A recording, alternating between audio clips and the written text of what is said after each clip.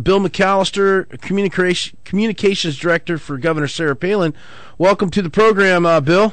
Hi, Eddie. How you doing? Oh, I'm doing fine.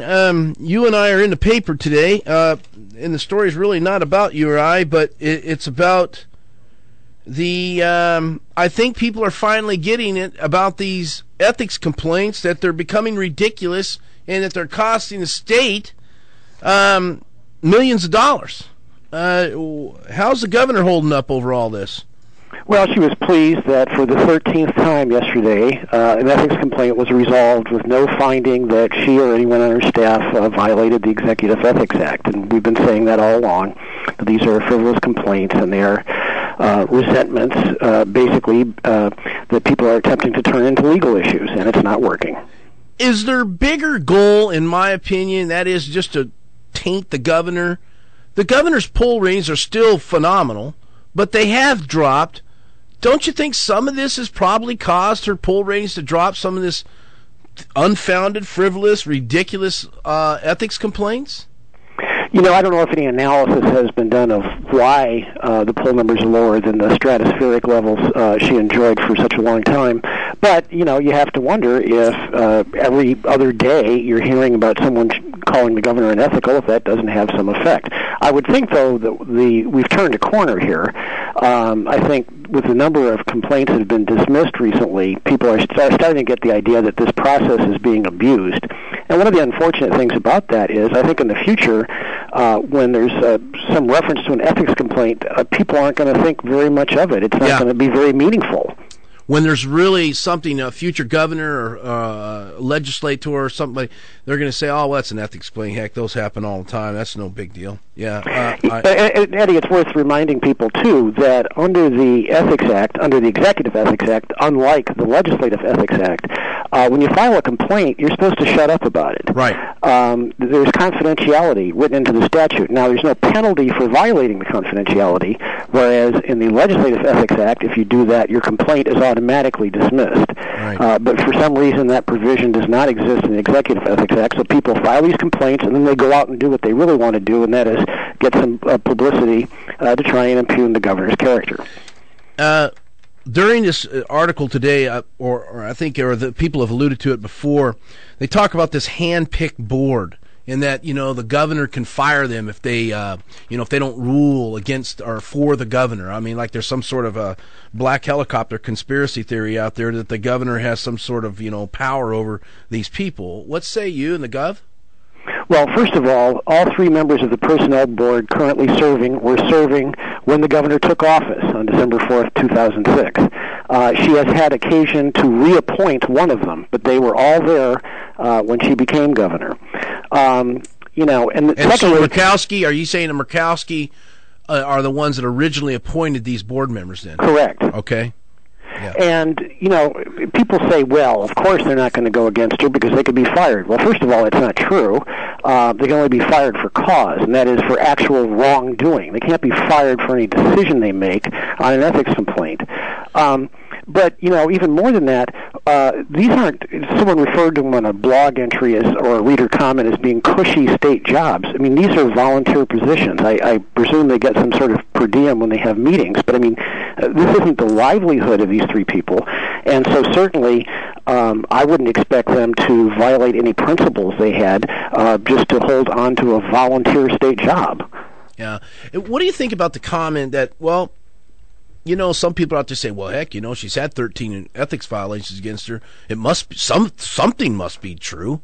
Eddie, that's a very good point, and it's a scary development because we've heard a couple of times now, well, she must be unethical because ethics complaints are being filed against her. But I think, Bill, I won't let you talk here further, but that's the goal. It has nothing to do with the truth. It's about running down the governor, which I think embarrasses the state of Alaska too, because she's a national figure. But isn't that it? I mean, that's the goal. Well, it certainly seems to be because they go to the press immediately when they file them, and so obviously they're not interested in having a confidential, deliberative process come to a rational outcome. They want the splash, and that's why they go to the media the second they file them. You said earlier, and I cut you off there, about that there must be something to the complaints if they're filed. It's like, well, you got arrested, so you must be guilty, right? I mean, I mean, I think Sandra Tompkins even said that, hey, you wouldn't have ethics complaints filed against you if you weren't unethical. That's a very chilling statement. That means that anybody can permanently cast someone as unethical just because they take the time to go and fill out some paperwork with the personnel board. Well, Andre McLeod's whole solution to the problem is, and I quote from the Daily News article, the whole way to mitigate all of this is for Palin to behave ethically. and she says this after 13 findings of no violation. Yeah, it's amazing. I just wonder what's going on in her mind. Also, what do you think? You made a comment here about Valerie Henning. She says that she mentioned on this very program that she was going to file an ethics complaint. Her husband has filed an ethics complaint, but the reason she's not is because she's afraid of retaliation. I don't have the exact quote here in front of me, but you say that, let's see here, where was your comments? Well, I can give you one response to that, all right. Eddie. When she says that she's not going to file an ethics complaint because she fears retaliation, that in itself is an attack on the governor. In other words, she's saying the governor or someone else will do something bad and wrong to me if I file an ethics complaint. So that in itself is a criticism of the governor. So why doesn't she fear retaliation for saying that? Yeah. Well, the obvious answer is she doesn't fear retaliation. It's just another way of trying to impugn the governor's character. You say, I don't know what she means by retaliation, but certainly some people have been raising their voices in protest of this abuse of the Ethics Act. McAllister said, people make these allegations against the governor, and they keep getting dismissed and dismissed and dismissed, and some people are saying, what's going on here? Our phone lines have been full of people saying, what's going on here? And they're quite, like one guy said, hey, it's not a Democrat, Republican thing. It's not liberal or conservative. I mean, it's just about right and wrong. Well, and if this is what she means by retaliation, I'm sorry. Everyone has their First Amendment rights, and if she's going to go to file an ethics complaint and go to the press, against the law, and publicize it, people have a right to comment on that. One of the personnel board members, further in the article, I know the gentleman, but troubles pronounced Tamanigan. Anyways, last fall asked the state attorney if the board could charge attorney fees for Alaskans who file, quote unquote, a frivolous or meritless ethics complaint. Is there any discussion around the legislature that you've heard of that says, even from maybe people that don't typically support the governor, says, listen, enough is enough. We need to do something. We need to tighten up some of these laws in order to stop some of this?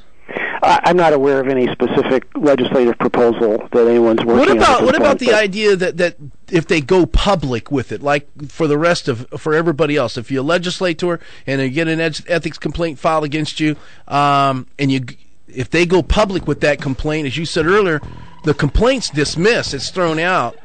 You hear anything about maybe making that applicable to the governor? I haven't, although I don't see why not. If it's a good provision for the Legislative Ethics Act, I don't see why it couldn't be in the Executive Ethics Act as well.